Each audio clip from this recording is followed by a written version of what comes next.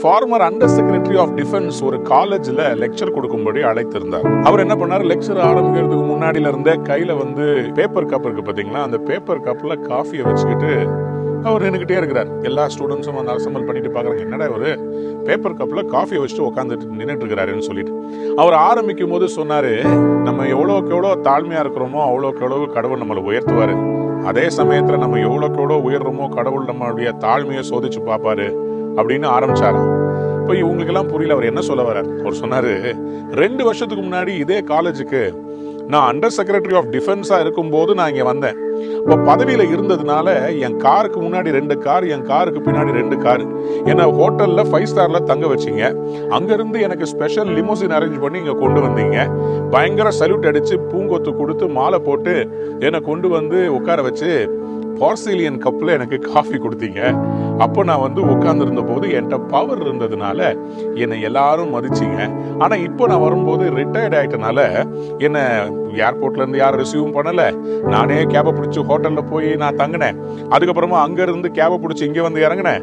Coffee எங்கன்னு கேட்டேன். அவங்க சொன்னாங்க, அது வரைக்கும் பாருங்க அந்த காஃபி மெஷின்ல காஃபி எடுத்து குடிச்சுக்கோங்கன்னு சொன்னாங்க.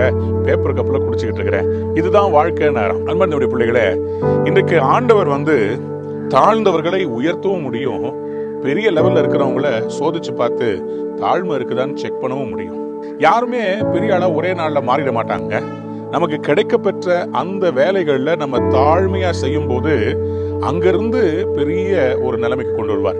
யாருமே எடுத்தோன்னு பெரிய டைரக்டரா வரதில்லை. ஒரு ஹோட்டல் கடையில சர்வரா இருந்தவங்க இன்னைக்கு ஹோட்டல் முதலாளியா எல்லாம் மாறி இருக்கிறாங்க. அன்பானுடைய பிள்ளைகளே, கடவுள் தாழ்மை உள்ளவர்களுக்கு கிருபை அளிக்கிறாராம், பெருமை உள்ளவர்களை அவர் எதிர்த்து நிற்கிறார் என்று வேதம் சொல்கிறது.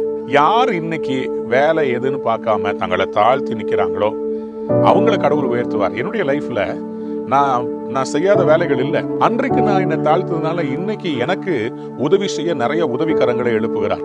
இன்னைக்கு உங்க லைஃப்ல எனக்கு யாருமே உதவி செய்ய மாட்டேன்றாங்க, நான் தனியா கஷ்டப்படுறேன்னு சொல்லி புலம்பாதீங்க.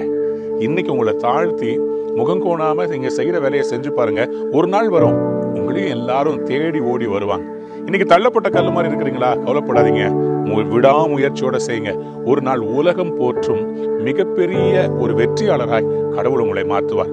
தாழ்மைதான் படிக்கல், முதல் கல் உங்களுக்கு வெற்றிகளை சுதந்திரிக்க போகிற பெரிய முயற்சி. தாழ்மையா இருங்கள், பெரிய காரியங்களை சுதந்திரிங்கள். தாழ்மை உள்ளவர்களுக்கு கிருபை அளிக்கிறார். God bless you. Have a wonderful day.